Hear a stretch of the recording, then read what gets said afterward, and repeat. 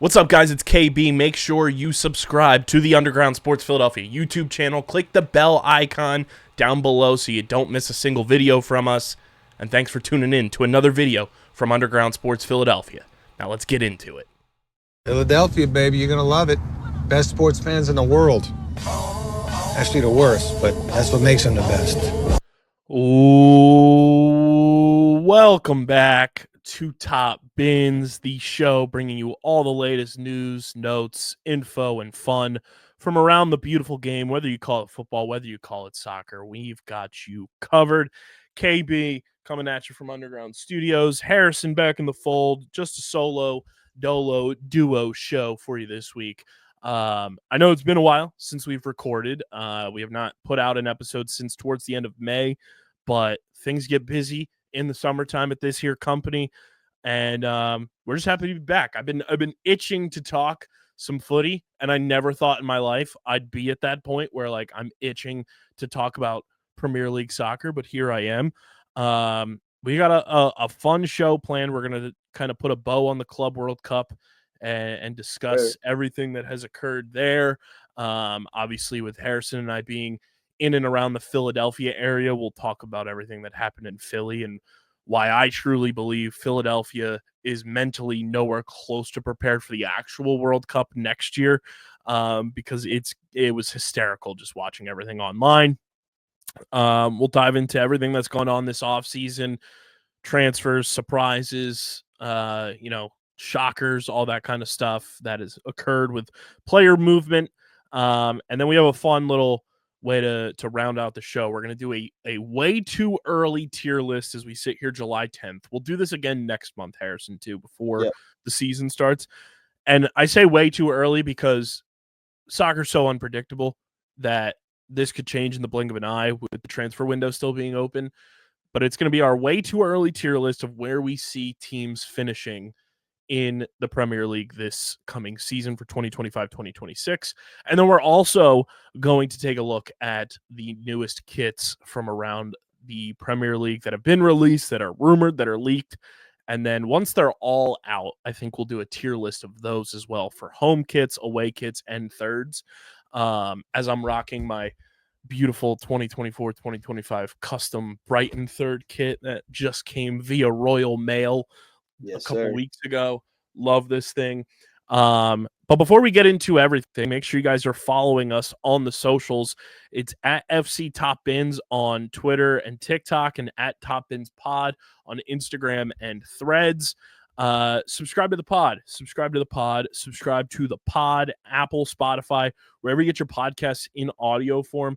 Leave a 5-star review. It goes a long way for helping not only this show continue to grow, but every show on our network continue to grow. And truly, like last year, we kind of like jumped in the fire with this show and reviving it because I was like, hey, you know what I'm going to do? I'm going to start watching Premier League. And I was like, we have IP for this show. Let's keep it rolling. So I really do want to, like, once the season gets going, be like in the mud and in the trenches with our coverage and content and everything. I'm trying to elevate that with all of our shows, but we only have so much manpower. But I'm thinking of fun, unique ways to make Top Bins pretty active. And if you subscribe to the pod, it really does help. And if you guys also could be ever so kind and subscribe to the Underground Sports Philadelphia YouTube channel. It's youtube.com/@Underground Sports Philadelphia. That's where you get full video episodes of this show every single time we record, full video episodes of every show on our network, clips, shorts, live streams, original video content. It's all on our YouTube channel. We are currently, as we sit here on July 10th, on the evening of July 10th, we're currently sitting at 1,085 subscribers, which means we're 15 subscribers away from our next subscriber milestone. So keep on subscribing to the YouTube channel. Leave a like on the video, drop a comment in the comment section, and click that bell icon so you know whenever new videos go live. And this show, ladies and gentlemen, this here show is proudly presented by our pals over at Classic Football Shirts. Guys, the season is going to be here before you know it. Weekly deals are rocking and rolling. I got to send this to Mark because the 2024-2025 third shirt for Saka, Declan Rice, and Odegaard are all available on Classic Football Shirts for $53.99. That's an absolute steal. The weekly deals, $53.99 for Saka. The player name ones are $89, but the blank, that beautiful turquoise and purple kaleidoscope looking ombre 2024-2025 Arsenal third shirt is on sale for $53.99 right now. Just an absolute beauty. They've got the 2024-2025 Manchester United away shirt for your kids. Can't forget about the kids for $31.99 right now. So many awesome shirts that they have available for your favorite teams, apparel, and more. Check out their website for all of the Harrison, they've got the 2024-25 Manchester City away shirt with that hyper neon yellow and that light blue for $33.99. Just crazy deals going on right now. Oh my God. Truly like incredible. I'm gonna do Harrison a favor here. I'm gonna go and look for Chelsea for you and see what is going on with Chelsea, because I check classic football shirts truly every single day, because there's new deals every single day. Let's see here, Harrison. We've got so many. There's so many good deals. This 2019-2020 Chelsea Nike training shirt is awesome, and it's available for $40.99. Our training shirts have been a lot better than our kits in recent memory, I gotta say.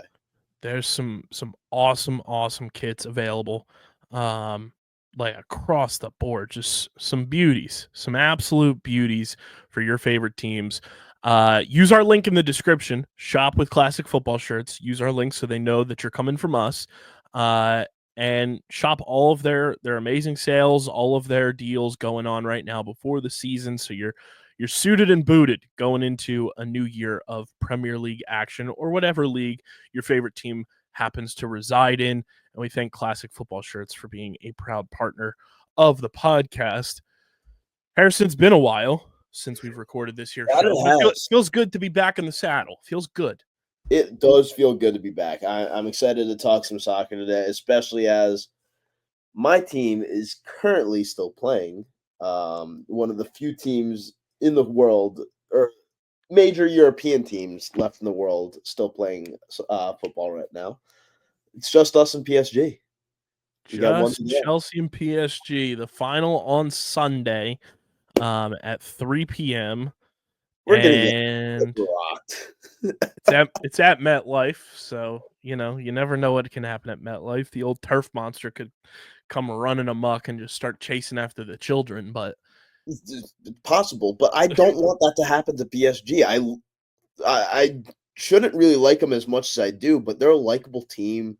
I don't want the turf monster to destroy them. If it was the Dallas Cowboys or like Arsenal, I'd be like, yeah, turf monster, go ahead.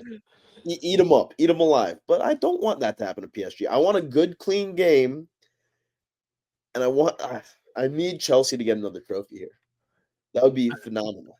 Is this the perfect timing, not to deter from you glazing your Chelsea boys, but since we last recorded, news came out a couple weeks ago. Like, is this perfect timing that Kevin Durant invested and PSG invested in Boardroom, and Kevin Durant became a minority owner of PSG and has minority shares in PSG?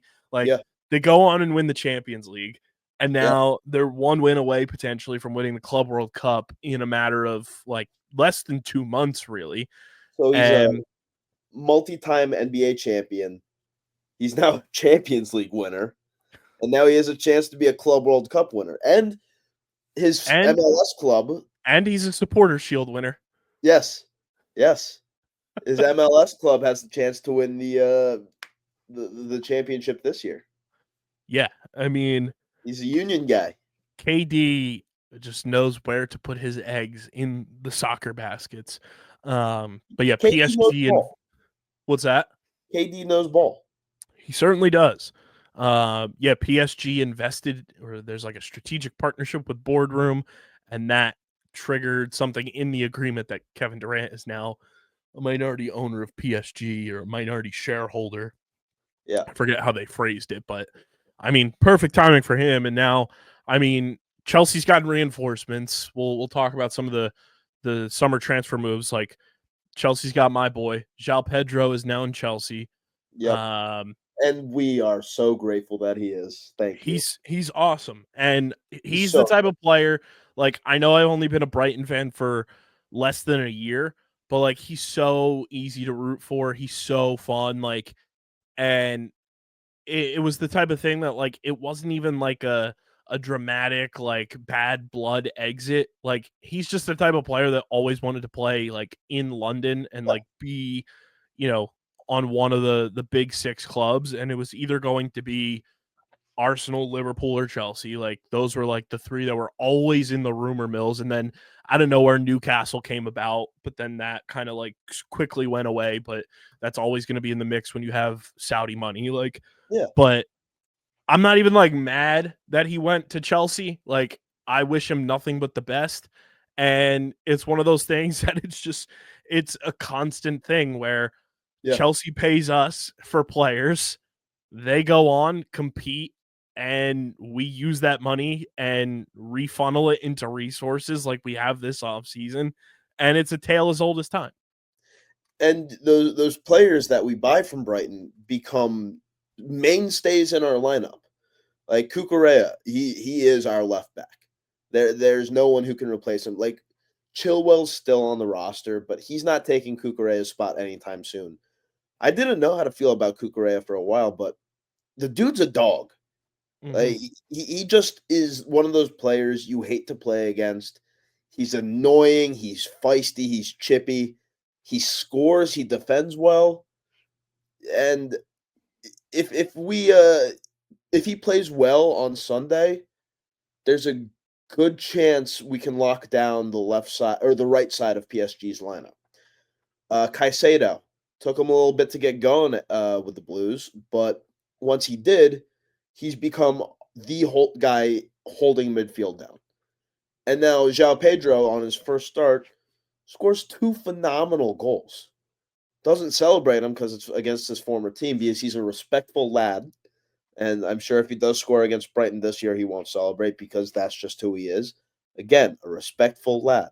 He's a man of class. Man of class. But those 2 goals were just perfect. The first one, ball finds him right at his feet, opens up his legs, makes a shot, top right, perfect. Then Cole Palmer does the dirty work for the second one, fights off, 3 Fluminense defenders? Mm-hmm. Then Enzo picks it up, plays a perfect ball. João cuts down, cuts in, and once he made that cut inside, opened up enough space, there was no doubt where that ball was going to wind up. And the fact that it was a bar down, beautiful. I think Nico Jackson has to start counting his time because I think he might be done. I just have to say about the Club World Cup, like it obviously came through Philadelphia too, and had some major, games be played at Lincoln Financial Field.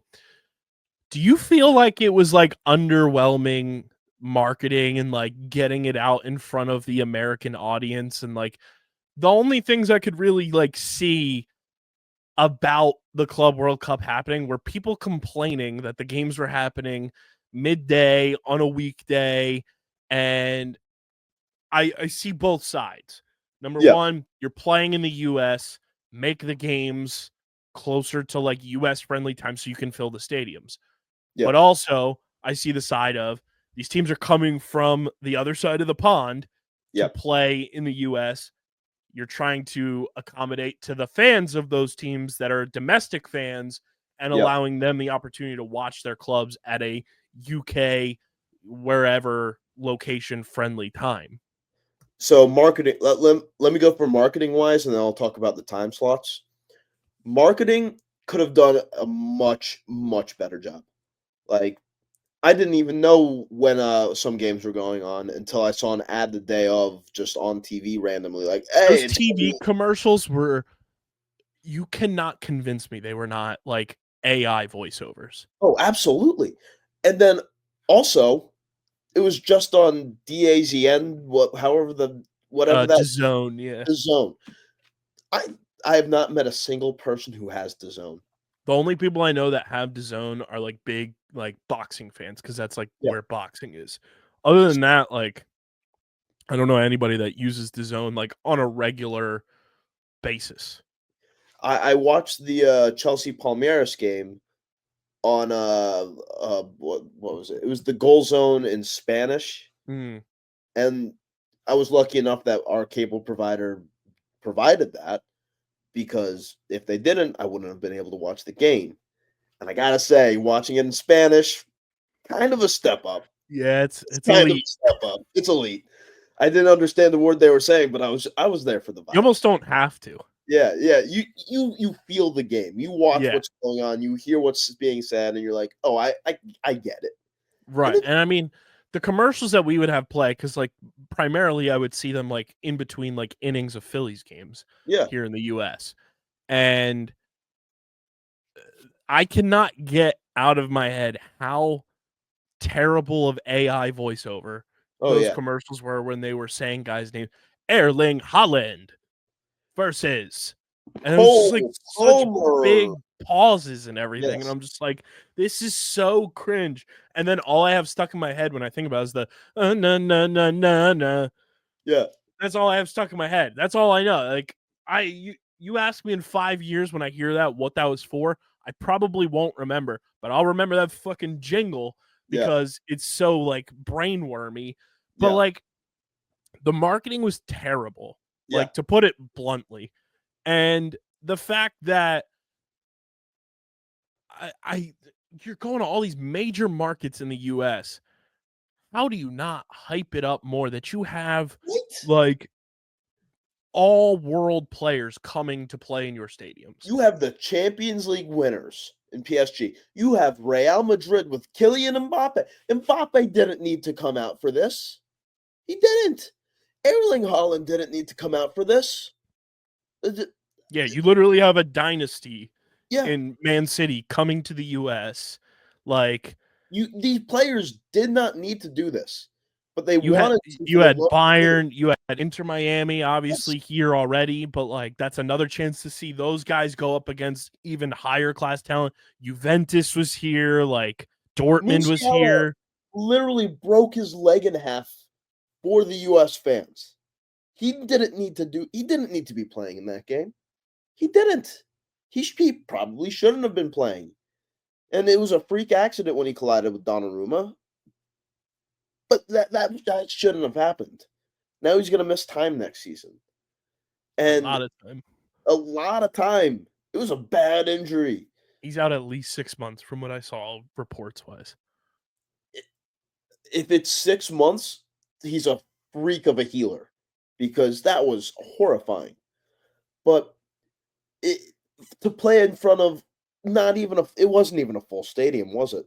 None. I feel like very few of these stadiums have been full for these games. Like Lincoln Financial Field pulled numbers, But that especially was for the because semifinal. Palmeiras.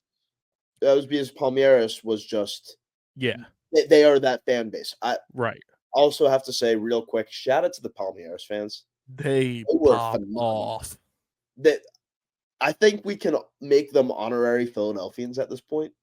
Yeah, as long as they return Reggie White's head.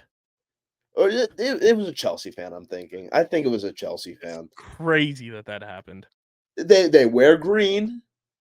They chilled in front of the Rocky statue. They are the one fan base allowed to put their team's colors on the Rocky statue because they're also green. Yeah. And they don't have to do it. They're not ripping on the Union.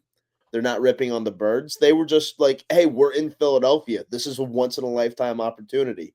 We're gonna chill with Rocky. Did you see the video of that guy going up to Palmeiras fans and giving them cheesesteaks for the first time? Yeah. This is the best sandwich of my life. But also Palmeiras fans putting their colors on Rocky, is that why they lost to Chelsea and they are not in the championship? Might have been. Might have been. To play devil's advocate a little bit, it's like you're still not Philadelphia, you're still not the Birds. It's still the Rocky statue curse. Yeah. But yeah, I mean, I truly hope that is, I don't know. If you are new to the show, I'm relatively new to global game of soccer. How often does the Club World Cup occur? Is that just before every World Cup? For every 4 years. So I hope they learn from this. And if And, Chelsea like, win this, we get the Club World Cup winners patch for 4 years. that's insane. I hope they learn from this and how piss poor the marketing was and how piss poor like getting it out in front of like US fans, especially when the World Cup is here next year. Yeah. Like, Now, to not market it properly, to like have full preparation and like excitement for that too is a big time bummer in my book. and let me just talk on the start times for these games. I understand the group stage and even the round of 16 games being at like 2, 3 o'clock in the afternoon. I get it. That makes sense. But at the point from the quarterfinal onwards, you would think they would have spent enough time in the States that they would have gotten semi-acclimated to the time change, right? Mm-hmm. So the quarterfinal, semifinal, and final being midday feels kind of criminal. Yeah. Those are games that should be under the lights and marketed way heavier than they're being marketed. So it's just insane to me that, like, and again, I get it. They're coming from all over the world. Give them 2 weeks, 3 weeks to fully get themselves acclimated to the time zone change. Mm-hmm. But during the quarterfinal, semifinal, and final rounds, you should be acclimated at that point. Yeah. It was weird. It was one of those things, like you said, like, why is this not on like a Paramount Plus? Why is this not on, Yeah. even like ESPN2? Like, I know you got baseball and everything going on domestically here. Like, I'm not trying to take away from ESPN broadcasting, like, what's gonna, bring them actual money. But like for something like this, like, why is it not on Paramount Plus? Why is it not on Peacock? Why are Yeah. we putting it on? And this is no slight to DAZN, But I don't but know anybody who uses it. DAZN primarily, my brain when I hear DAZN, I think boxing, I think combat Yeah. sports. I don't think soccer. So why are we striking a deal to have this broadcast on DAZN when 99.99% of US fans have no clue how to even like access DAZN for the most part? And I get if you're trying to streamline it and it be one singular streaming platform for overseas and in the US. Paramount Plus exists. Shout out Paramount Plus, but they exist. Peacock exists. TNT exists. Yeah. The fact that this was not on linear television, that this was not on an easy to access streamer blows my mind as we sit here with the final being on Sunday. Yeah. It's insane to me. Like, But this feels like the early inception of sports being on streaming platforms versus where we are now with sports on streaming platforms. And you just have to know your audience. Like, US fans are going to know soccer is on Paramount Plus, it's on Peacock, it's on TNT, it's on NBC Universal, it's on, like, we're programmed to know where these games are viewable to watch. yeah. And then you put it on, like, it's the meme of the car going straight and then just veering off Yep. the exit. That's DAZN. And again, this is no slight to DAZN, but it's just like my brain as a new soccer fan, and I'm sure you as somebody who's been watching Chelsea forever, my brain does not program and function to say, oh yeah, Club World Cup's on DAZN. I had no clue where to watch this. If I'm going to be watching soccer on a streaming site, it's going to be Peacock or Paramount Plus. One of them two. And like, I know like the UK version of like Turner Sports and everything does stuff too. So like, put it on Max. Or no, it's actually back to HBO Max, Harrison. It's back to HBO Max now. Like, put it on something that US fans are going to know where to access it. And then you can really gain knowledge of who's tuning in, who's watching, where they're watching from. It just feels like such a misguided, horrendous misstep by FIFA. Shouldn't be surprised there. With like just the broadcast of the Club World Cup. And it's disappointing because, like, if it was on and I knew what, like, that's the thing too, with all the commercials and marketing, none of them mentioned where to watch the game. It was always like buy tickets. And it's like, if I could have, I would have. Yeah. But if I wasn't working during the time of the game, I would have gone. Also, how can I watch it if I can't go to the game? That seems like part of like marketing your product to people. I swear to God, if the World Cup next year is on DAZN and they say, "Hey, you want to go see a World Cup game? You want to see the best athletes in the world of soccer go head to head? Yeah, you come buy tickets." Oh, you can't buy tickets? Like, it blows my mind that none of the advertising for the Club World Cup that I saw come across my timeline never once featured where to watch the games. Yeah. Not a single time. Not no minute details. Very disappointing. Very disappointing. Yeah. Harrison, shall we move to the off season, the transfer window being open, with the summer portal still wide open as ever? Fabrizio Romano is dealing with carpal tunnel as we speak because that man tweets like no other. And good for him. He's just always he's got all the scoops. Truly a wild window so far, I would say. Yeah. No, I would agree. I mean, from flashy moves like TAA going to Real and then other smaller moves, it's been a roller coaster. And I mean, we're not even halfway to the window being open. It's been open for barely a month. Yeah. Barely. Which is barely wild. What have been some of the big surprises for you so far this summer with players moving and guys kind of, switching teams and leaving teams? What have some of the surprises been for you so far? Well, I think the least surprising thing for me so far has been just how many stupid moves or stupid money moves Chelsea have made so far. Like the amount of money we've spent on multiple different strikers. Like we didn't need Delap if we were going to go out and get Pedro. But let's see here. Kudus going from West Ham to Spurs, that was pretty surprising. Sunderland have been making massive splashes, going all out for they got Reinildo from Atleti, they got a Club Bruges winger. They want to stay up, and that is completely understandable. They've been gone for so long. Zubamendi finally went to Arsenal. I'm excited to see Jamie Gittins with Chelsea.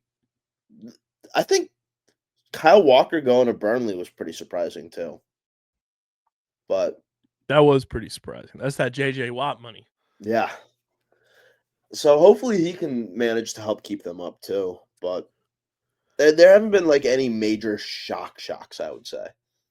I think one that I don't know if I'd necessarily classify it as a shock, and it's not even with the Premier League per se.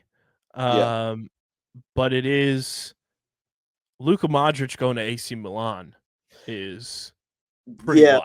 But we all knew it was the end of an era for him with Real. Yeah. But I mean, you want to talk about a move that shorts the end of the line at Real Madrid. Going to AC Milan feels like it fits his play style for where he is in his career right now. Like really well. Yeah. And I want to see him do well with AC. I think him and Pulisic together, that's a pretty frightening combination. Plus, I mean, they still have Rafa Leao. Like, Yeah. It's going to be fun. I'm sure Real is going to miss him. I mean, he was Mr. Fantastic, Captain Fantastic for them. But he needed to move on. It was time. And yeah. I yeah. think that yeah. But I do have the Premier League ins and outs from Sky Sports in front of me. We'll go through each team, kind of just sift through some of the big hitters, some of the interesting ones. We'll start with Arsenal. Zubamende coming over. Pretty It was big due deal. to happen. It was due to happen. 51 mil. I mean, feels like a perfect move for for all parties involved. Yeah. Plus they brought in one of your boys. Yeah. I mean, oh no. They signed Kepa. Whoa. Hey, sometimes you got to work the margins. They paid a lot less for him than we paid for him. It's very true. And then Christian Norgard comes over from Brentford for 15 million. I think that's a good signing too. Very good signing. And then some of their departures. Jorginho goes to Flamengo for a free. Shout out Jorginho, great player. Kieran Tierney goes to Celtic for free. They're gonna miss him, I think. Nuno Tavares goes to Lazio, 4.3 million. Rest in piss, Thomas Partey. Yeah, no. I want to make this as clear as possible. Fuck you, Thomas Partey. The fact that you were able to play for as long as you did with Arsenal shows what kind of franchise they are. Just rotten hell, you scumbag. Just a piece of shit. Yeah. He did things things. He did things that would, if we say out loud, would you can Google Google his name and you'll see what happened. Like truly despicable and deplorable. Bottom of the barrel human being. So, and that's putting it lightly. I hope to God we never see him on a pitch again. He should be behind bars. Moving to Aston Villa, they bring in Redmond from Feyenoord on a free. And Özcan from Kasimpasa comes in as well. Coutinho was on Aston Villa? Yeah, I was just looking that up. I was like, how did that happen? How did I miss that? So he went on loan to Villa in 2022, and then I guess he just went there full time starting in 2022, 2023. But then his whole spell there, he went out on loans to Al Duhail and then Vasco da Gama, which is where he is now. I haven't thought about Coutinho in years. Ever since he left Liverpool, it's kind of just been. He went to Bayern and won a Champions League with them. Went to Barcelona. Yeah. Very, very strange, roller coaster career. Yeah. The highest of highs with Liverpool. He's only 33. Yeah. Older than that. Wow. Crazy. And then Kane Kessler Hayden goes to Coventry for 3.5 mil. Yeah. Bournemouth, they bring in Eli Junior Kroppi from Lorient, and they bring in Adrian Trufford from Rennes for 14.3 million. Bunch of departures though. Kirkes goes to Liverpool. To Real Madrid. Jaden Anthony goes to Burnley. Daniel Jebison goes to Preston on loan. Max Aarons goes to Rangers on loan, and Joe Rothwell goes to Rangers for an undisclosed amount. Brentford, they bring in Malambo from Feyenoord for 18.8. Kelleher from Brentford for 18. They bring in Ramel Donovan from Birmingham and Michael Kayode from Fiorentina. And Oh, obviously, they released Ben Mee. Oh, damn. he's just Ben Mee. They FIFA legend Ben Mee. the aforementioned Christian Nogard obviously going to Arsenal. Mark Flecken goes to Leverkusen for 11 mil. And Tony Yogane goes to Dundee on loan. My boys, Brighton, baby. Big time summer. This one gets me every time. When I heard how this player's name is pronounced, Harrison, my brain went into a Philly pretzel, okay? Who are we talking about here? We're talking about a last name spelled Cuyper. Yeah, How do you think that's pronounced? De Kuiper. Incorrect.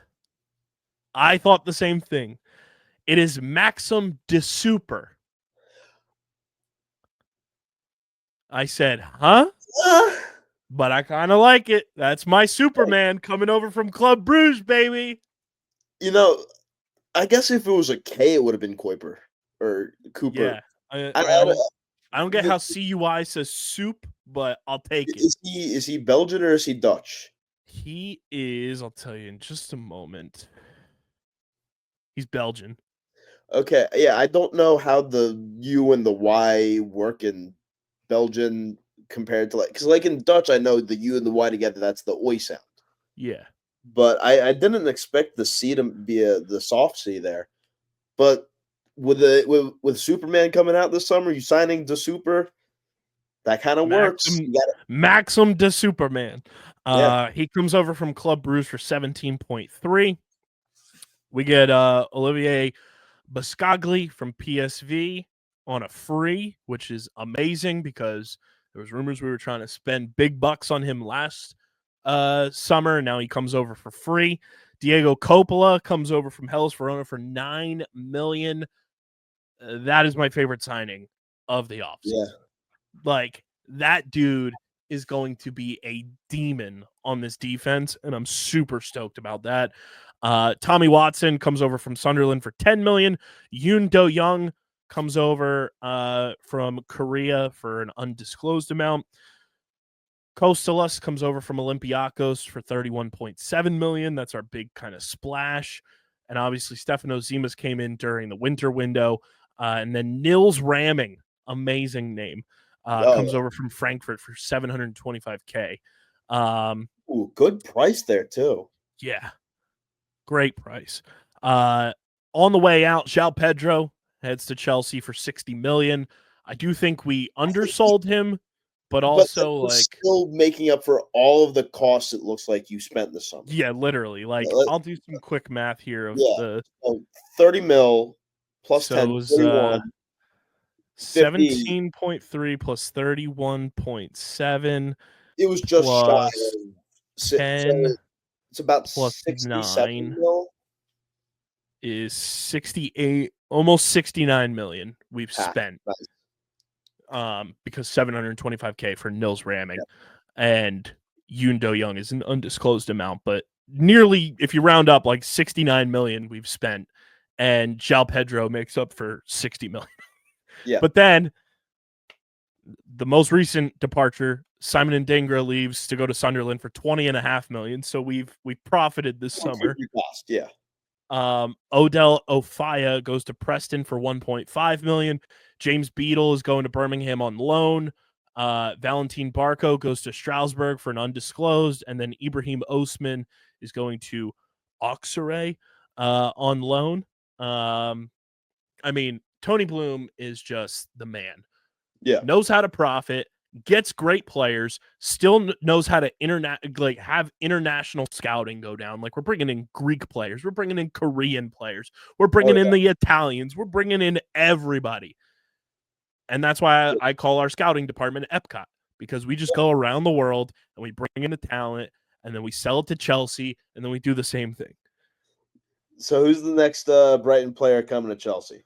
Who is it? That's a great question. Everyone says, I hope it's not the case, but everyone says Carlos Baliba. I hope he stays in Brighton for as long as possible because he's so much fun to watch. But, I mean, we bring in 2 Greeks. We bring in Yoon Do-young from Korea. We bring in a Belgian into Super. We bring in Diego Coppola, who I can't begin to tell everyone how stoked I am about this Paisan. He's from Italy. He's 21 years old. And Harrison, Ooh. he's coming over from Hellas Verona. Yeah. No slouch of a club. Yeah. He's 21. He won't be 22 until December.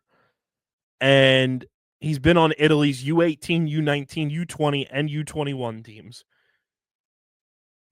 He's a dog.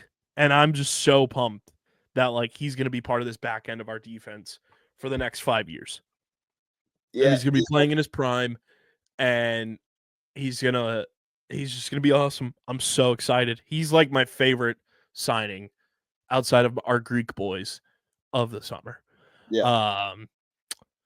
Let's move to Burnley, one of the promoted squads. A lot of moves. Signings. Lot of signings. They got that J.J. Watt and Malcolm Jenkins money, the NFL teams. Kyle Walker comes in from Manchester City for $5 million. Easily the biggest signing of the window. It's a big one. That's a big one. So Jaden Anthony, like we mentioned, comes in from Bournemouth. Marcus Edwards comes in from Sporting CP. Zion Fleming comes in from Millwall. Max Weiss comes in. They brought in one of your boys, Bashir Humphrey, coming into Burnley for an undisclosed amount. Another one of our academy players who is probably never going to see playing time. A lot of signings. That's just a couple of the highlights there. But on the way out, Nathan Redmond released. John Joe Shelby released. And not John Joe. Yeah, not John Joe. Great name. And a couple other players that left either on a free or on a loan. FIFA legend John Joe Shelby. The streets remember. The streets remember. Now we go to your boys, Harrison, Chelsea, with some big signings this summer. Yeah. We kind of went off. So, Jamie Gittins, off rip, great signing, Dortmund product. He's gonna do really well in blue. He's a young English talent. He's gonna be that guy. I have a good feeling about him. We paid a lot for him, but we got money to spend. We got that 51.5 mil. We got that American billionaire money. You got that DraftKings money. DraftKings money, baby. Let's go. We got João Pedro. He's already doing bits. He already looks really good. And here's where my issue comes in. We may have to run two strikers up front because Liam Delap also looked really good in the showings during the Club World Cup. So if we could, I'm thinking we run like a 4-1-2-1-2. Maybe play Enzo out wide and have him kind of intermittently roll back and forth. We would need Neto on the other wing, Palmer in the cam position, Caicedo in the central defensive midfielder position. I think we do have to run Pedro and Delap up front because it wouldn't make sense otherwise. Maybe we run Gittins and Neto on a rotational schedule, but I'm not sure. But then we would also have to figure out where to put Esteval Willian, who is going to be the next big thing. And I really couldn't tell you how we're going to figure this out when it comes to the season. I have a feeling that Maresca is going to try multiple different formations, multiple different ways to look at the squad. And by mid-season, we'll have a good understanding of how we're going to look. But I genuinely don't know how we're going to play this year. Dario Asugo, he's looked fine so far. And Mamadou Sarr, I think, is going to be a good addition to our back line. But I think this is the transfer window I've been most excited about over the last couple seasons. A lot of big names coming in. And then obviously we've mentioned most of the departures. Bashir Humphrey goes to Burnley. Marcus Bettinelli goes to Man City. Yep. And then Kepa goes to Arsenal, like we mentioned. Oh. Now we go to the Devils team, Crystal Palace. Yep. Only one signing. Walter Benitez from PSV on a free. Joel Ward released. Jeffrey Schlupp released. Louis Mulden released. Owen Goodman goes to Huddersfield on loan. Did we expect anything less from Josh Harris not wanting to spend any money that his only transfer in the season is a free transfer? after they brag and brag and brag about winning a trophy for the first time, you can't recruit anybody to come to your lowly club, you fucking scoundrels. Fuck Josh Harris. God, I can't stand them. Everton, not too much, but they do bring in a couple of hefty contracts, I feel like, for Everton with where they are right now. Charlie Alcaraz comes in from Flamengo for 12.6 million and Tierno Barry from Villarreal for 27 million. I like that Barry signing. I think he will go a long way in ensuring that Everton stays up. Again, I mean, we talked about it during the year. Like, as soon as Everton made their managerial switch, they kind of like leveled out and started to play a lot better style of soccer than what they had been playing in the first half of the year. So I'm intrigued to see what Tierno Barry can do to add to that. Another Zhao here, as we were talking pre-show about another Zhao that Brighton might be interested in, not the same one, but Zhao Virginia released by Everton. I love collecting Zhaos like Infinity Stones. Just João Pedro, and then he's gone. But then we can replace him with João Pedro. You get a Zhao, and you get a Zhao, and you get a Zhao. Everybody gets a Zhao. Fulham, no transfers, but on the way out, Vinicius released, Willian released, Luca Ashby-Hammond released, and Callum Osmond release goes to Celtic. Let me just pay my respects to Willian real quick, because I assume this is going to be the last time we ever see him in the Premier League. True Chelsea legend of on the wing, helped us win multiple titles. Just a good dude, a great player, and I hope that he enjoys his next stint, I'm assuming, in Brazil. Now we go to Harrison's double team, Leeds. The next team promoted this year. Okay. Well, yeah, Leeds, let's see what we got. Not anything too crazy. Sebastian Bornau comes over from Wolfsburg for 5.1 million. Lucas Mecha comes over from Wolfsburg on a free. Xhaka Bijol from Udinese for 15 million. And Gabriel Gudmundsson from Lille for 10 million. I love those Icelandic names. The Gudmundssons. Gudmundsson. Yeah. Sounds like a type of cheese.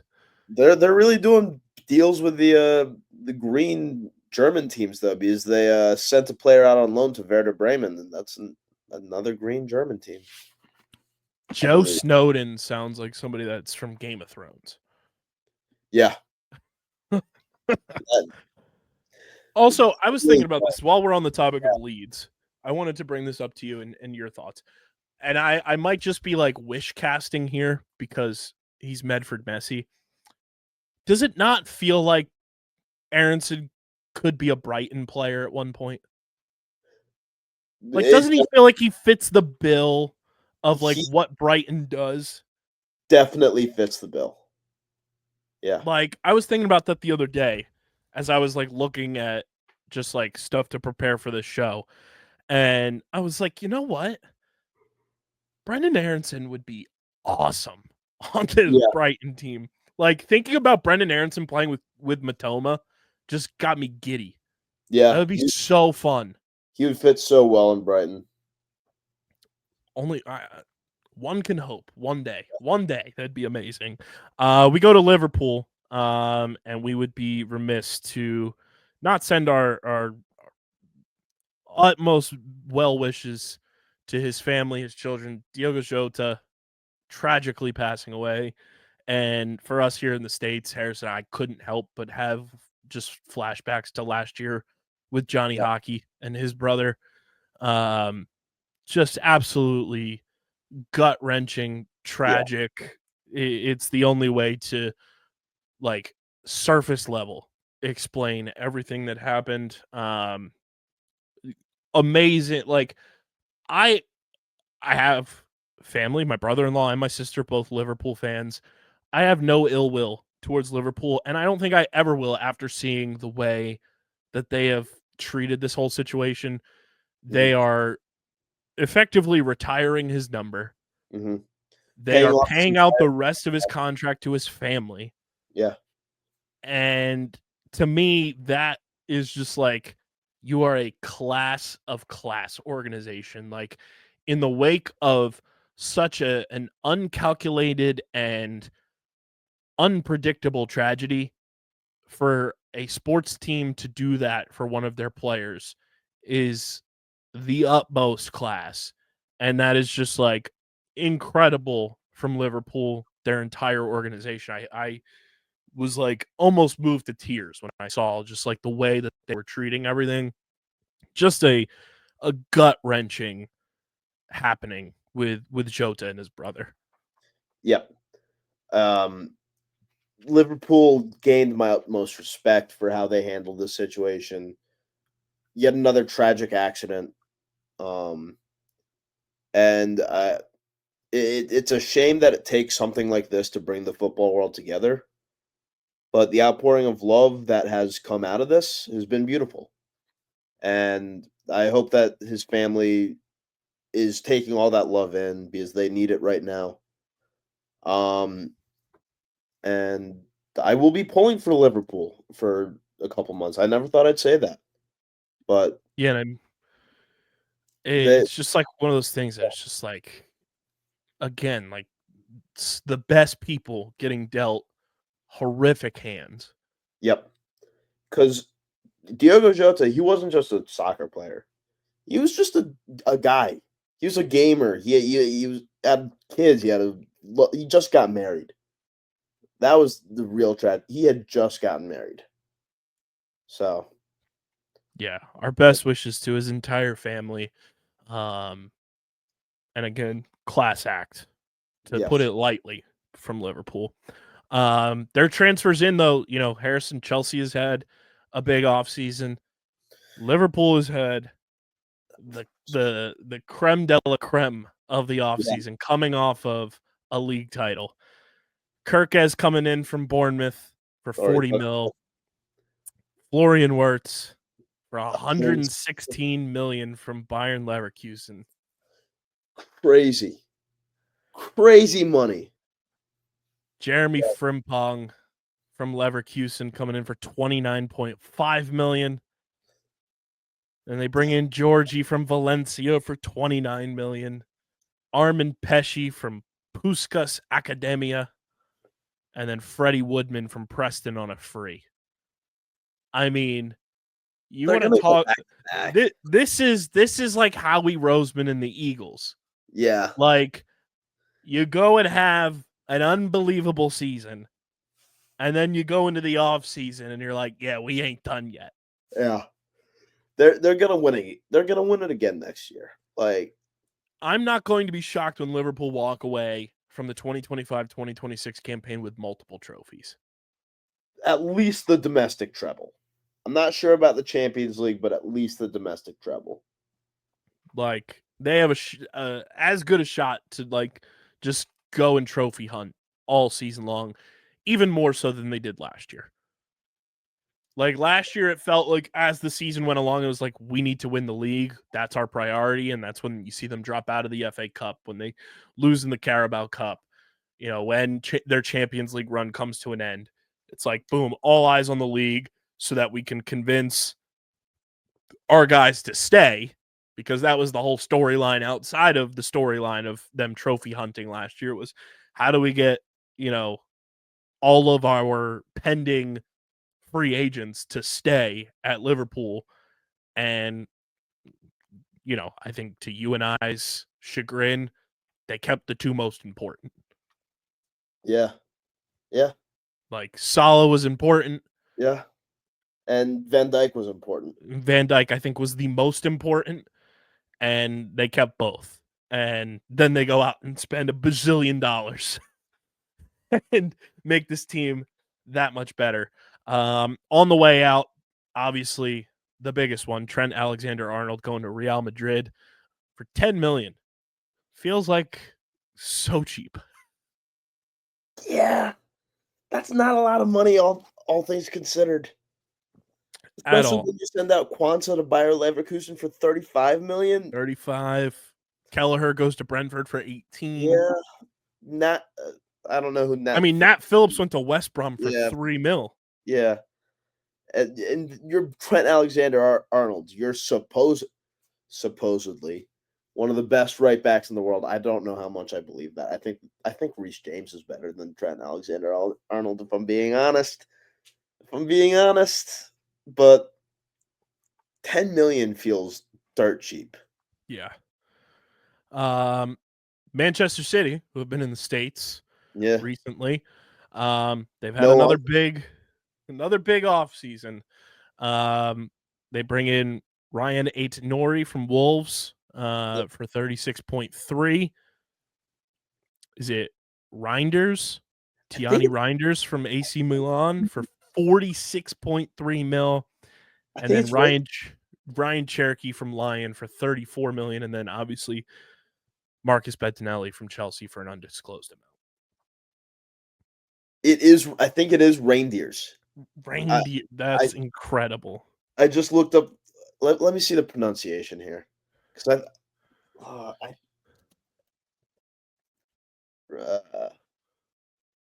it is. God, I don't need the audio. I just want to see it spelled out. Maybe. Okay, UEFA.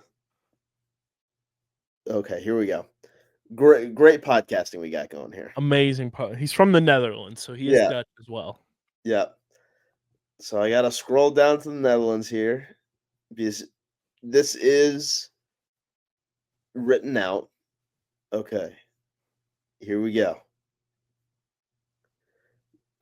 Renders. So there, Rangers going from AC Milan to Manchester City for 46.3 million, and then on the way out, Kevin De Bruyne released, going to Napoli. Jacob Wright going to Norwich. Scott Carson was released. Kyle Walker, who we talked about, going to Burnley for 5 million, and then Mubama going to Stoke City on loan.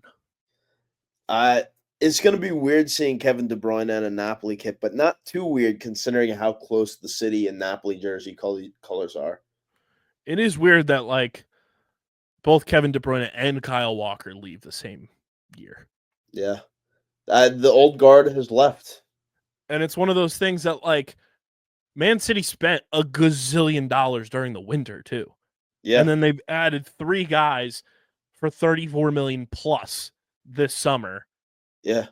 As that old guard leaves, just crazy money just being thrown around. That's what happens when you have stupid money. It's literally stupid money. And you want to talk about stupid money? The other Manchester United, Matheus Cunha coming in from Wolves for 62.5 million. Listen, Cunha's a great player. He's not going to fix the issues that Manchester United have. And neither is Diego Leon, who comes in from Porteno for 7 million.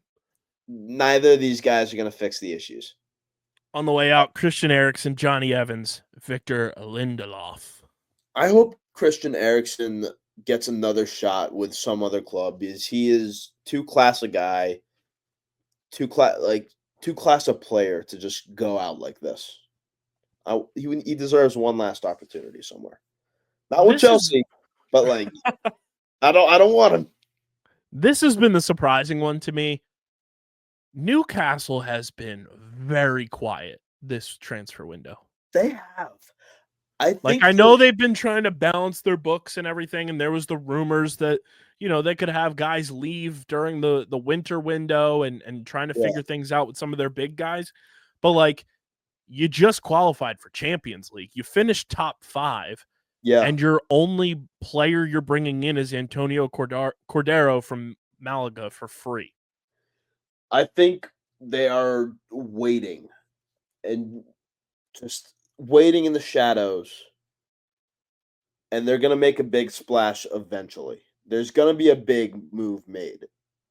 It's so because they were in the João Pedro market.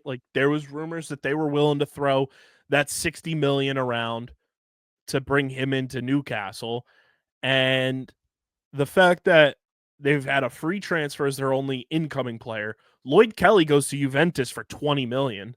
Yeah. Jamal Lewis released. Callum Wilson released. The fact that Newcastle, who improved drastically last season and, like we said, finished top 5, they're going to Champions League, and they have not made relatively any nominal moves to improve their roster is so odd to me, especially when you have stupid money because of your ownership. Yeah. And you see all the funny money that's being thrown around by all the teams that you're trying to compete with. You see what Liverpool's done. You've seen what Arsenal has done. You've seen what Chelsea has done. Hell, look what Brighton has done compared to Newcastle. Yeah. Like, Newcastle has dumb infinite money over here, and they haven't been able to. It's. I feel like Brian Windhorst, Harrison. Yeah. What's going on in Newcastle? I don't know. I wish I knew what was going on over there, but like, what are they waiting for? You know, it's like who is still out there as we sit like a little over a month of the window being open, that like they're just waiting for like a price to go down or whatever it may be. Like, that's what I'm intrigued about. Like, Newcastle has not had much, stirred up about like players coming to them this offseason. And I find that very strange. Yeah. It's weird. I don't know what's going on over there. I feel like we gotta adopt the Brian Windhorst meme this year. Like, whenever something strange is going, you and I just hit the Windhorst. Yep. What is going on in Newcastle? Yeah. Moving to Nottingham Forest. Couple players coming in. Great name here. Sharif Yahya coming in from Rio Avenue. Phenomenal name. Amazing name. And then Igor Jesus from Botafogo coming in as well. On the way out, though, a lot of people, including one today. Yes. Which has not been updated. Harry Toffolo was released. Jack Perkins is going to Northampton. Andrew Omobam Idile going to Strasbourg. Tyler Binden going to Sheffield United on loan. Ramon Sosa going to Palmeiras. And Ben Perry going to Colchester. And Harrison, let the people know what happened today as we record this on Thursday. Tottenham have triggered the release clause for Morgan Gibbs-White. I do not know the price on that, but Morgan Gibbs-White is leaving Nottingham Forest and joining Tottenham. That's crazy. That is great. I'd rather him go to Tottenham than like an Arsenal or something, but I'm going to see if that's Nottingham's window shut right there. It's done. They will not have a better chance to make the Champions League than they did last year. And $60 million release clause. Yeah, that's it for Nottingham, though.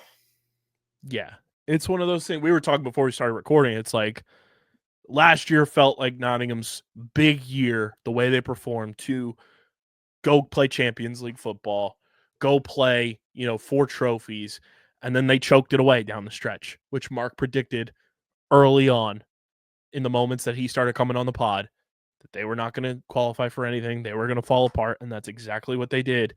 And now it's like, who knows what happens to Nottingham Forest next year?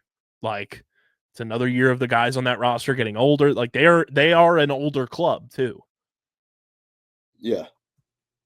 So, not great for Nottingham Forest. We moved to Sunderland, the last promoted squad. As we mentioned earlier, Simon Ndingra goes from Brighton to Sunderland for $20.5 million. Habib Diarra from Strasbourg for $30 million. Enzo Lefy from Roma for $20 million. Noah Siddiqui from Union Saint Gilloise? Apologies there. $17.5 million. Mandava from Atletico Madrid for a free. And then Talby from Club Brugge for $19 million. A lot of moving parts for Sunderland. But Tommy Watson leaves, goes to Brighton for $10 million, like we mentioned. Job Bellingham goes to Borussia Dortmund for $32 million. Just to put that out there. Nathan Bishop goes to AFC Wimbledon, undisclosed, and Adil Auchiche goes to Aberdeen on loan. Oh, sheesh. Oh, sheesh. Sheesh. But losing Bellingham's going to be hard for them. But he had to fulfill the prophecy. There must be a Bellingham on Dortmund. Yeah. Big offseason for Sunderland. Who knows what that does for them if they're able to stay up consecutive years, but I like the moves. I like them applying pressure, and seeing a team that just got promoted being like, yeah, we're going to make moves. We're going to try our best to stay up. I like that. We go to Tottenham. Kevin Danzo from RC Lens comes in for 20.9 million. Luka Vuskovic from Hajduk Split. Yes. What a team name. Yes. Undisclosed. Matthias Tell. Great signing. From Bayern Munich for almost 30 million. Kota Takai from Kawasaki Frontale for 5 million. Name. Great team name. And then another big one for Tottenham that came across the past couple of days. Mohamed Kudus from West Ham for 55 million big ones. They're looking to be better than they were last season, which isn't going to be hard. They were pretty dog shit last season, but they're making good moves to get them to where they should be. It does make me wonder what, with all these moves, they would have been able to do with Ange. Yeah. Like, I'm not saying Ange is like a mover and shaker type, but like it does intrigue me to see what he would have been able to do with heightened talent on the roster.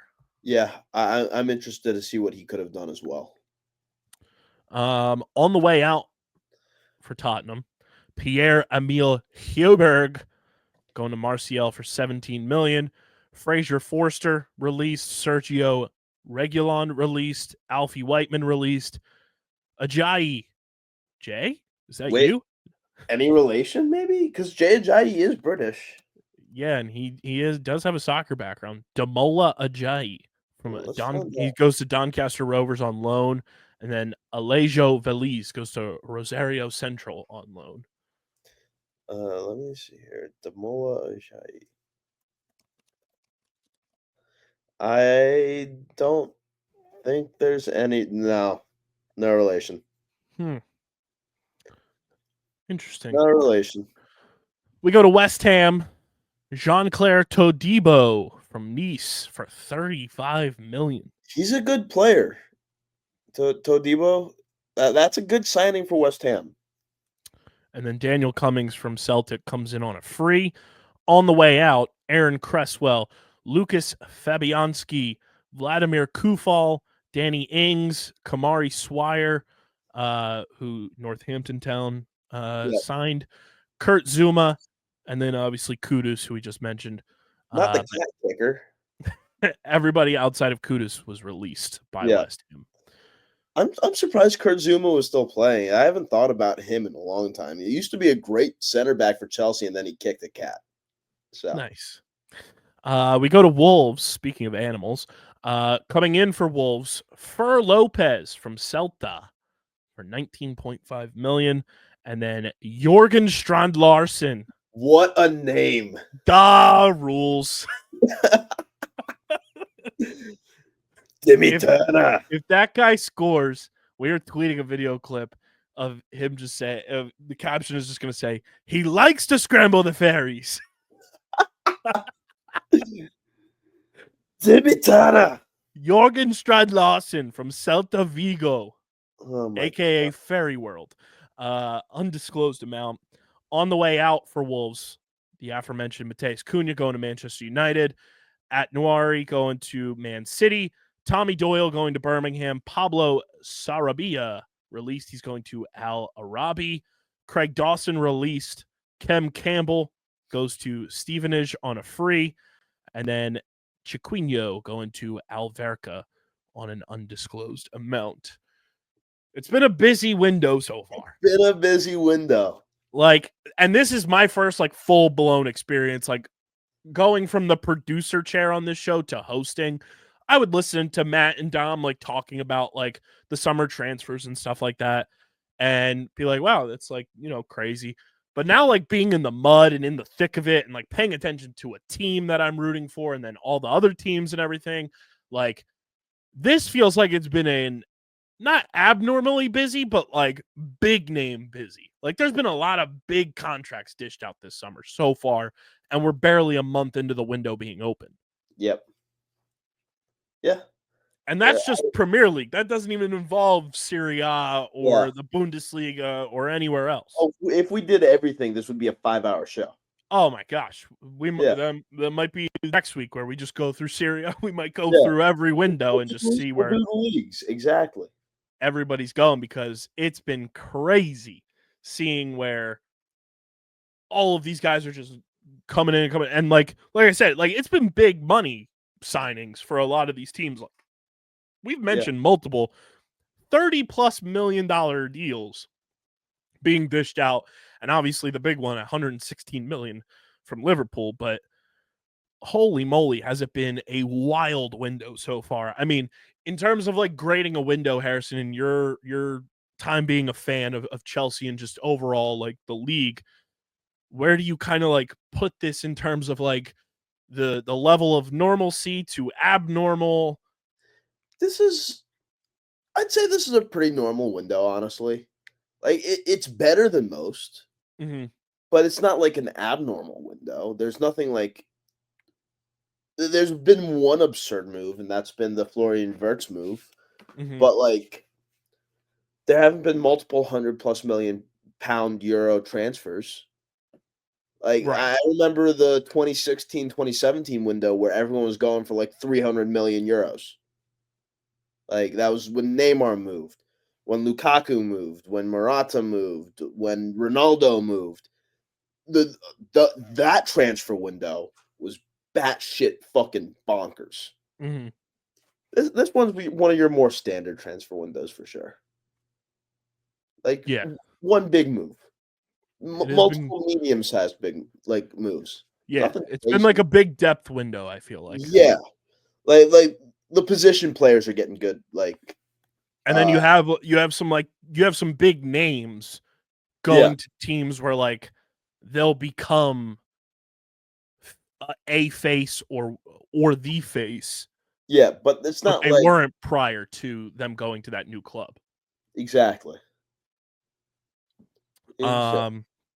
Speaking of leagues too, one other thing I want to throw in here before we go to our tier listings, Olympic Lyon will not be relegated to League 2, and the club will stay in League 1. Will Lyon staying up? Decision has been confirmed. That was on July 9th. So yesterday morning, Fabrizio Romano reported that. Shout out Fabrizio. Yeah, we gotta get Fabrizio Romano on this show. I just need to hear his beautiful voice just talk footy to me. I am so happy Lyon's staying up, though. I would be pissed if they went down. Yeah, I was hoping something was going to happen where Crystal Palace wasn't going to be able to compete in their trophy. But I'm thrilled Brighton just has no distractions. Not that competing for a trophy is, but it's just added pressure on your club. Brighton has none of that, and they can just go out and ball out, and then who knows what we're going to be competing for. And as you guys know, it's always all eyes on the FA Cup. But before we do move to our tier lists and jersey talk, I want to talk to you guys about our awesome pals over at Biñho. Guys, Biñho is truly the best. Harrison and I have known about Biñho for years now, and it is the best tabletop flicking experience. When you break out a Biñho board at a tailgate, at a party, in your man cave, your she shed, wherever, you are going to be the talk of that event. It's paper football meets foosball, and it's truly so much fun. You can sit around and play Biñho for hours. Harrison, I feel like this upcoming Premier League season, now that you're home, like we gotta find a place that will have us to do like top bins, like how Underground Circuit does their watch parties. We got to find a place to do a watch party for Premier League Sundays, Premier League weekends, and just break out the Biñho boards with us and just have a good time and vibe. They've got the new officially licensed Chelsea board. They've got the PSG board. They've got every single MLS club known to man. They've got Juventus, Arsenal, Liverpool. Plus, you can customize a board to look exactly how you want it to. You can purchase custom pieces for the board as well. It's truly incredible. Use our link in the description so that Biñho knows you're coming from us. And when you go to checkout, use code Biñho Bennet 62. That's code Biñho Bennet 62 at checkout to get 10% off your next purchase from our friends at Biñho. Again, use our link in the description. Use code Biñho Bennet 62 at checkout when you shop with our friends at Biñho, and you get 10% off your next order from our pals over at Biñho. Harrison, we've been getting an influx of purchases from Biñho. It's crazy. I wake up to a new email every day. It's amazing. I love it. Keep it. I love waking up to those emails. It puts a smile on my face. Harrison, do we want to start with the tier list or do we want to start with jerseys? Let's end on the jerseys. Let's start with the tier list. So we are going to pop the screen here, and we are going to do our way too early tier listing for the 2025-2026 Premier League season. We reserve the right to make changes to this as the season gets closer. If you're not watching on YouTube, we highly recommend you do it because we're going to pop a tier list on the screen here for us to look at as we have the tier list here, Harrison. And it is listed as winner, plus you get Champions League, 2nd to 4th, 5th, 6th, 7th to 17th, and then relegation. Okay. All the teams are listed in alphabetical order at the bottom there, all 20 teams that will be competing this season. Where do we want to start? Do we want to start with relegation and work our way up? I think we just do this alphabetically. I like it. I like it. So we'll start with AFC Bournemouth. Which Where is do why you see Bournemouth? Got to get that out there. Exactly. They've got to be 7th to 17th. And we'll move them around to where we think they'll fit as we put more pieces into the tiers. I think they're going to be like 7 through 10, but I think they're 7 through 17. Yeah, I agree with you. I think they're in like that 8 to 11 range. Yeah. I definitely they're not going to be near the bottom half of the table for sure. Right. But they're not anywhere near top 6. Yeah. Then we move to Arsenal. I'd put them in 2 through 4th. I agree. I don't see the top 5 changing too much next season, honestly. Yeah. We go to Aston Villa, who finished 6th last year. I could see them taking a step up and going to 5th, but that's as high as I see them. They're either 5th or 6th. They're one of the two. I don't know what's telling me Aston Villa is going to take a step back. You think they're going to take a step back? I know they're not going to have as much competition this year because they're not playing Champions League, and that they were literally playing in every competition known to man last year, and still found like devil magic to find their way deep into all of those tournaments. Yeah, I don't know. I haven't been fully blown away with their summer transfers. I don't know if they're going to have like the talent. Like you look at the talent that we just looked at influx wise for the top dogs of Liverpool, Arsenal, Chelsea, Manchester City, like all the big dogs, plus some of the teams that they were fighting with all year, whether it be Brighton, whether it be Bournemouth, whether it be Newcastle. Spurs have gotten better, and I know they had a shit standing last year, but they've improved. Like, I don't know if they're gonna be a top 6 club next year. I'm fine putting them in 7th through 17th too, honestly. Like, they're not going down. Yeah, not at all. I still think they're a top of the top half of the table team. I just don't know if they're necessarily top 6 this year. I agree. Burnley. We go to Burnley. Recently promoted Burnley. I think this is 18th, 20th. I think they're going right back down. Interesting. I have nothing to base it on. I know they were up, then they were down, now they're back up again. And actually, no. Let's put them into 7th through 17th. I can see them staying up, not by much, but I forgot that they'd made a few key signings. They have had a good offseason. They're going to be at the latter end of 7th through 17th for sure. But it's going to be a fight. They're going to be like the Wolves. I feel like they're the Wolves of last year. I agree. Where Wolves ended up pulling away, I don't know Yep. if Burnley necessarily pulls away, but I feel like they'll hover in that 16 to 17 spot for Yep. most of the year if Yep. things go their way. We go to Chelsea. I think you and I are in lockstep here. They're top 4. Yes, totally. I think the moves we've made this offseason, I don't think we're going to win the league next year. I think we're getting closer to contending for the league again, but third, fourth is around where I think we're going to be next season. We go to Crystal Palace, the Devils team. I could see them going down this year. I would love it. Oh, I would love it. Don't you like they finished just above the relegation zone last year. They haven't done much in the way of transfers. Yeah, they finished. Where did they full blown They finish finished like last year? 15th, didn't they? They finished 12th by the end of the No, year. never mind. They got hot towards the end of the year. That's true. No, they're probably going to be 7th through 17th, aren't they? Which is a bummer. Yeah. Do you have them behind Bournemouth? Yeah. I agree. Ahead of Burnley. Yeah. And that's what we were talking about before. Everybody that's watching, like, we'll adjust where they fall in the numeration as we go. Everton. That's a tough one. That I think I put them ahead of Burnley, but behind Crystal Palace. Everton finished 13th last year with 48 points. And they got better as the season went on. So I'm going to say ahead of Burnley, behind Palace. Come on. There we go. Yeah, I agree with you. I think they're in that range still. Like, kind of like, at best, they're like 12th. And then anywhere from 13 to 17 would not surprise me. Yep. We go to your Devil Magic team, Leeds. They're going down. They're going back down. I do have to say, of the 3 teams that were promoted, they, not that they've had a bad offseason, they've had the most, like, for lack of a better term, like, lackluster splash of signings.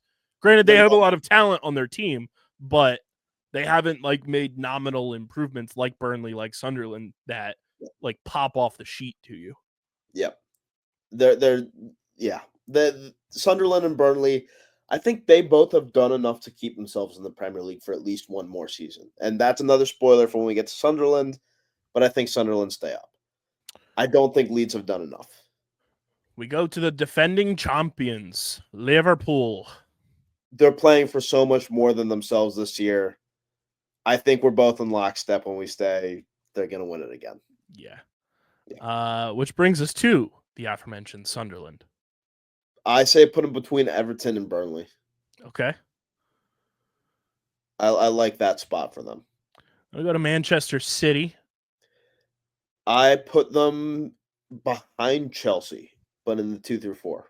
Okay. I think that's our top 4. I think our top 4 stays the same, but I think Manchester Chelsea City's so fascinating. They're so fascinating because, like, they've spent so much goddamn money. Yeah. That, like, it's not going to surprise me if they finish second. Yep. Now, do you want me to be spicy here? Go ahead, my friend. Put Man United right ahead of Leeds. I don't think they've done enough. I agree. And they finished just ahead of the relegation zone last year. Yeah, last year United finished 15th. Yeah, I don't think they've done enough. I really don't. That would be. This is also for the memes. That would be banter era. Can you imagine me calling this shot right now just for this to actually come true? Like Paramount Plus would be writing you checks. Yeah. And I'm not doing this in full seriousness, but, like, it's a little serious. It's a little serious. It's a little serious. We go to Newcastle. I say put them who we just talked about. We haven't really seen them do but all that much, but they still have a lot of talent. Yeah. I say put them in 5th. I say put them in 5th. We go to Tottenham Hotspur. I say put them right behind Aston Villa and in front of Bournemouth. Okay. Because they had a horrible season last year. Let's be real. They were the team right before the relegation zone. They Yeah. finished 17th last year, 38 points. But they have had a good offseason. Mm-hmm. And New manager coming in. And they won a trophy. They won a major trophy. They're playing Champions League soccer this season. And Thomas Frank is, from me just watching this past season as a fan for the first time, Thomas Frank, I hated playing against Brentford. Yeah. Like, that dude is tactical as all hell, and I hate that Tottenham hired him. Yep. West Ham, I would put between Tottenham and Bournemouth. Tottenham? Really? Yeah. Or maybe between Aston Villa and Tottenham. Like, I think they're going to have a good season. Because West Ham finished Oh, last no, wait. year at 14th. They finished with 43 points last year. No, actually put them between Bournemouth and Crystal Palace. I was thinking of a different club. Okay. I think Wolves. I think Wolves go down this season. Interesting. Because they were right on that cusp last season. Yeah, Wolves last year finished 16th with 42 points, tied with Manchester United. Yeah, I think they go down. Where do you have them slotting in here? In between? In between. Brighton and Hove Albion. Put them in 6. Hell yeah, brother. Put them in 6. Hell yeah, brother. I would be doing backflips. Yeah. I'd be I thrilled. think you guys get Europe next. I think you've done enough over the offseason. I think you guys get Europe. And, like, looking at what Brighton did last year, and yes, I'm coming from a fan perspective here, but, like, I talked about it on this show. We've texted about it during matches and stuff. Like, Brighton last year finished with 61 points, the second most they've ever finished with in a Premier League season, with a year one 32-year-old manager who I fucking love, Fabian Hertzler. He's the fucking man. He is the Nick Sirianni of the Premier League. I love that dude. Yeah. Brighton finished with 13 draws last year. For context, everyone, for teams that finished in the top half of the table, so 1 through 10, 13 draws, was second in the Premier League, just behind Arsenal. Yeah. Arsenal had 14 draws. Brighton had 13. I said it time and time again, whether it was just you and I or you, me, and Mark. I said, if Brighton, like, cut 1/4 of those draws into wins, they would have finished in Champions League. Yeah. That's the crazy perspective. If they convert some of those draws into wins, we're talking about Brighton playing in Champions League. That's the marginal difference that was there. They were one of 8 clubs to finish with 61 plus points last year. They finished with the fewest at 61. And then Bournemouth was in 9th with 56. It was Brighton, Nottingham Forest, Aston Villa, Newcastle, Chelsea, Man City, Arsenal, Liverpool, who finished with 61 or more points last year. Yeah. And they've gotten better. Like, yes, they lost João Pedro, but they've brought in more talent and they've gotten better across the roster. And it's year 2 of a new system now that these players got to play in it last year, learn about it, and you finish with the second best results in your Premier League history. Sign me up for 6th. I'll take that all day. We go to Fulham. Where did they finish last year? Fulham last year finished 11th with 54 points. Put them in front of West Ham, but behind Bournemouth. Boom sauce. And we go to Brentford, new manager, as Thomas Frank, like we mentioned, heads to Tottenham. I'm intrigued by what's going to happen with them. Like, they still have Brian Mbeumo. Yep. Still have Wisa. Yep. God. Keith Andrews is their new head coach. I think you got to put them between Bournemouth and Fulham. Between Bournemouth and Fulham. Really? Even with first-time Premier League manager, too. Yeah. Now, Keith Andrews has... You're maybe behind Fulham and in front of West Ham. I think. Yeah, behind Fulham, in front of West Ham. You think the talent kind of I think the talent. supersedes a first-time manager? I think the talent supersedes a first-time manager. And then we go to Nottingham Forest. Now they're going to take a massive step back, but not enough of a step back where we should start feeling like worried about them. This is where I put them between Bournemouth and Fulham. Between Bournemouth and Fulham. Okay. Yeah. So this is how it is for the audio listeners. We have Liverpool winning the league. 2nd through 4th is Arsenal, Chelsea, Man City in that order. 5th place, Newcastle. 6th place, Brighton. 7 through 17, Aston Villa, Tottenham, Bournemouth, Nottingham Forest, Fulham, Brentford, West Ham, Crystal Palace, Everton, Sunderland, Burnley. And then relegation, Man United, Wolves, and Leeds. See you, Man United. If this happens, you are Doctor Strange, seeing all the permutations. Yeah. If this happens, I'm a genius.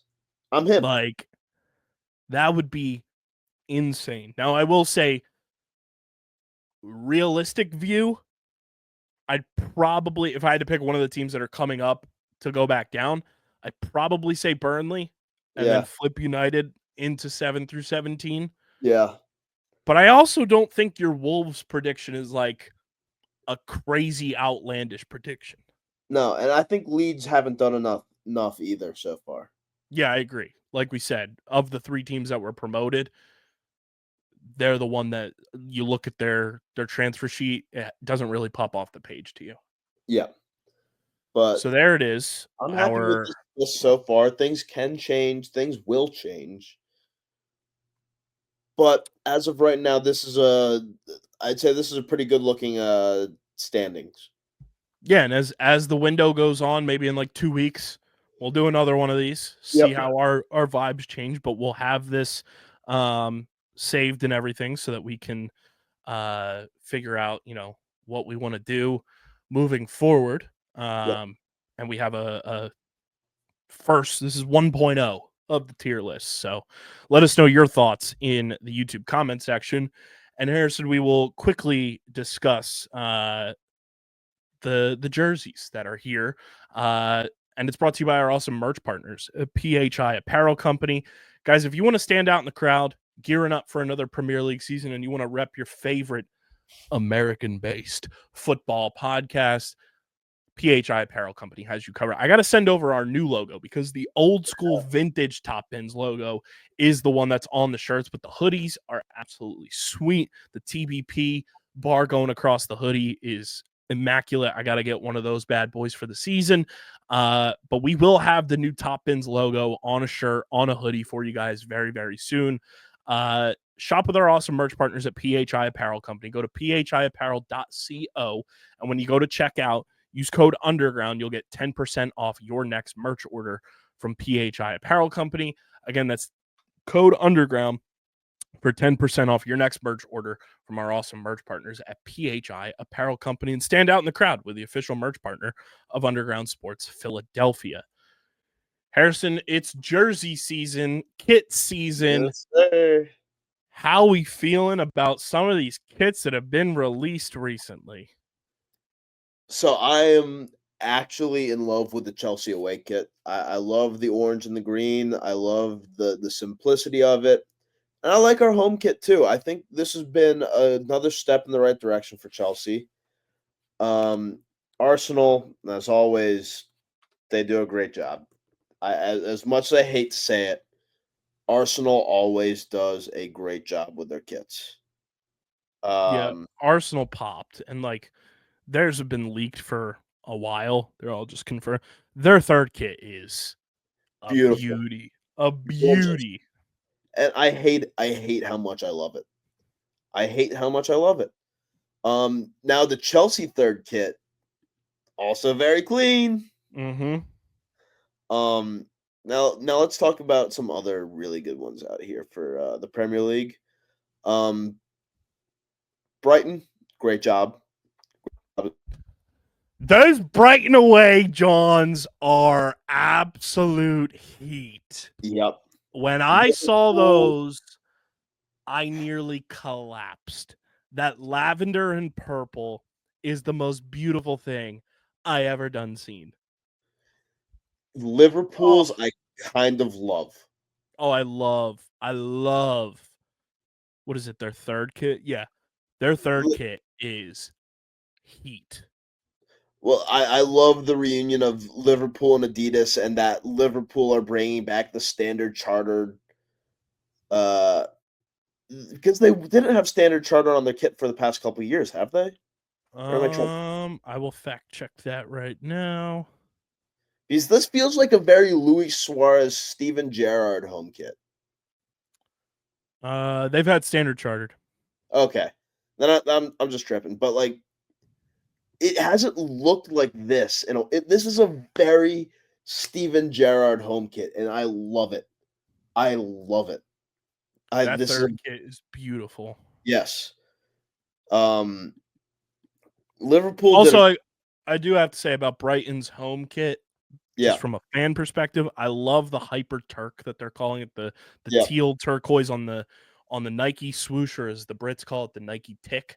And I love like the side paneling having that. I just yeah, have a problem with the collar and the stripes look a little weird. Maybe it'll look better on like the actual game day and like how it looks on the players there and not being like modeled by them. But I love the away. And then the third is our away from last year, which I love the yellow. yeah. My favorite though, by far and away, is the away for Brighton. The purple Yes, is so unique. it is. I rock with the Man City home kit. It's cool, very clean. The away kit, very basic, very clean, just black.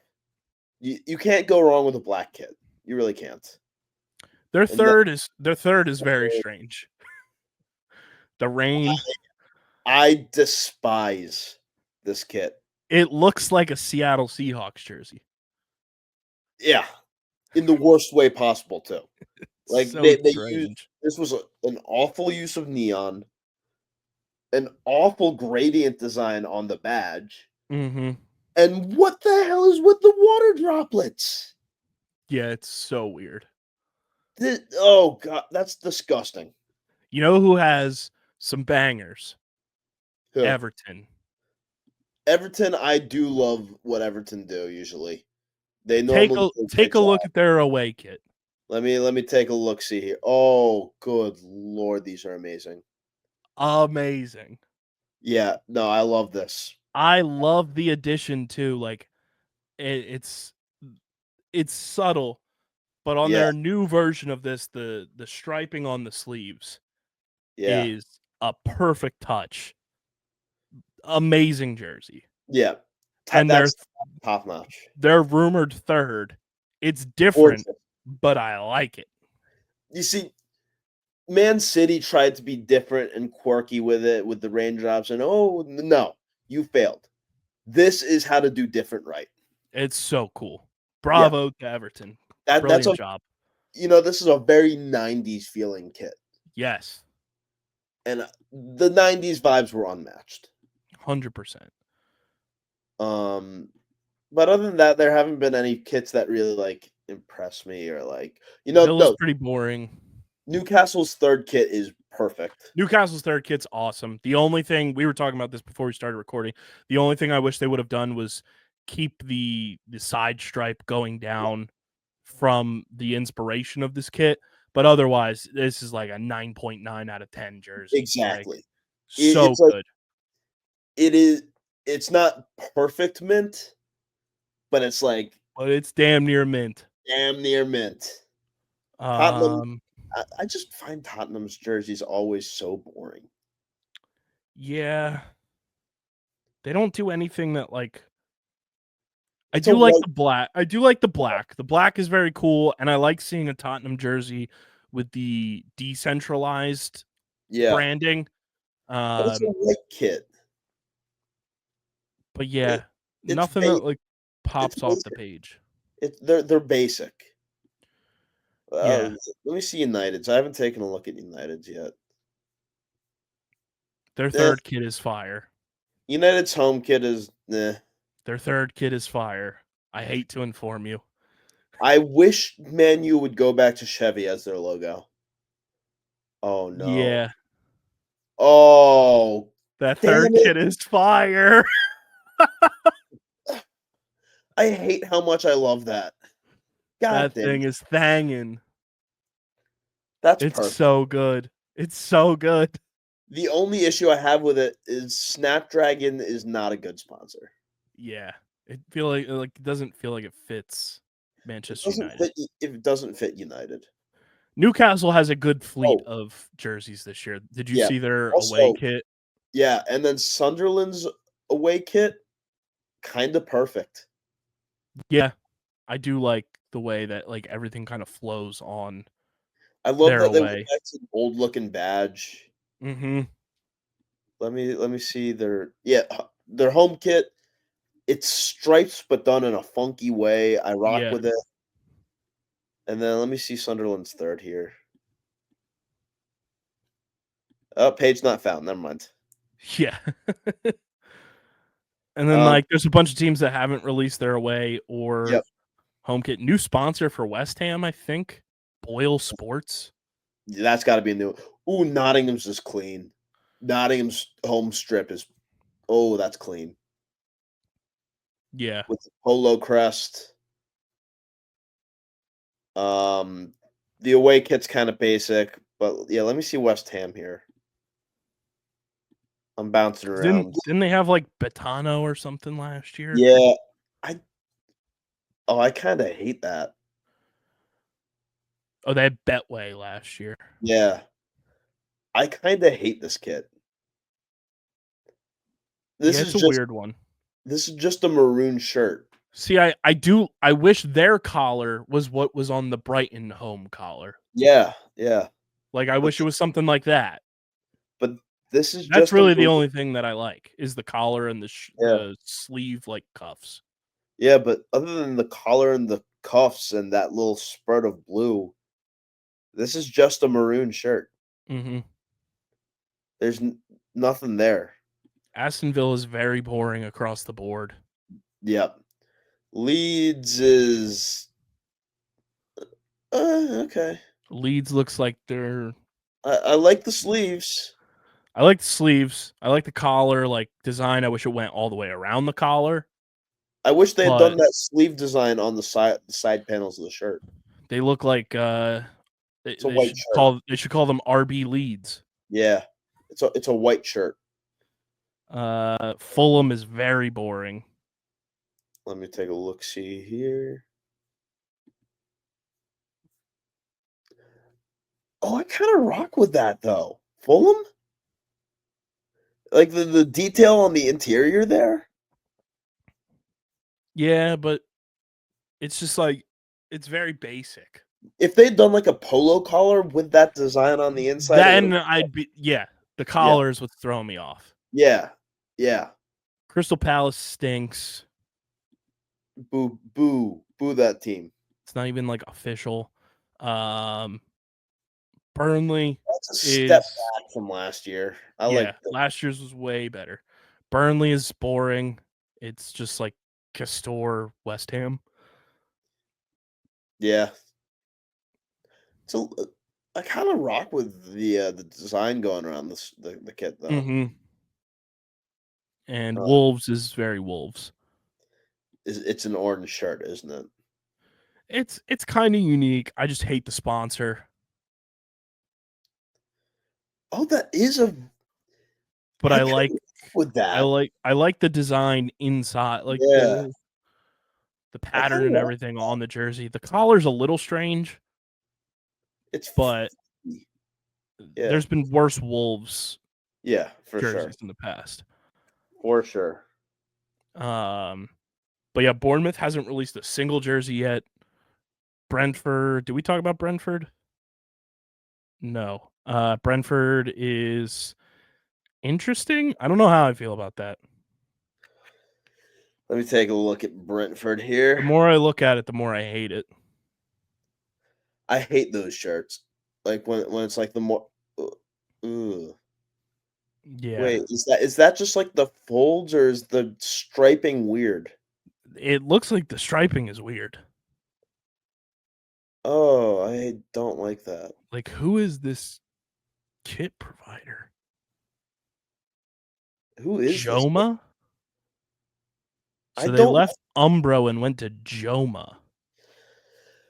I'm not a big fan of the Hollywood Bets sponsor either. Like, No, and the collar looks like it's like yeah, a Henley shirt. yeah. Very weird jersey. The more I look at that, the more I hate it. Yeah, and if you scroll down and like look at it on the players, that sleeve is weird. Let me scroll down further. Yeah, That sleeve is weird. yeah. No, I don't like that at Very all. weird. Maybe next week we'll like I think we got to do the transfers for a certain league, and then we'll do the rest of the jerseys per league. yeah, and then we'll do like jersey tier lists too. Yeah, yeah. And we'll do like this is how the league will finish based on your jersey and your jersey alone. Yeah. And we'll do it for their home, their away, and their third. I know we haven't talked about the Spanish league yet, but I just got to bring it up while we're on the topic of jerseys. Barcelona's home kit. Beautiful. Barcelona home kit. Let's see. Nike does always put a little more effort into Barca, but like I love that kit. Where are they? Oh, and the Barca away kit has the Kobe logo instead of the Nike logo. Where is? Oh, that's fantastic. It's their home kit. Just take a look at all of the Barcelona kits, honestly. Okay. Yeah, Barcelona got done so right. So right. I love that they have a Spotify sponsor. Yeah. And then they could do like different artists. Oh, that Kobe logo is sweet. Yeah. Barcelona did it correctly again. I don't think Barcelona's ever released a bad jersey though. Yeah. That's sweet.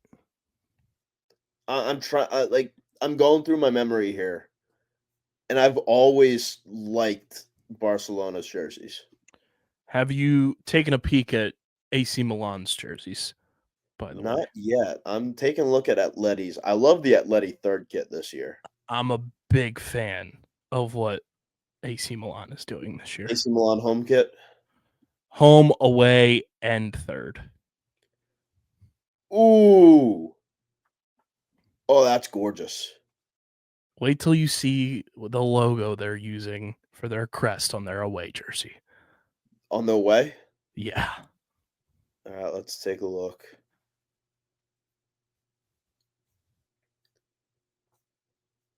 Oh, I need that. Yeah. I need that. That thing is hanging. I need a Pulisic ones. Oh my God. It's so good. That's so good. The devil crest is amazing. And then their third kit is like they have a clean sweep of beautiful kits. Are we talking tens across the board here? Like, oh, we're talking tens across tens across the board. Tens across the board.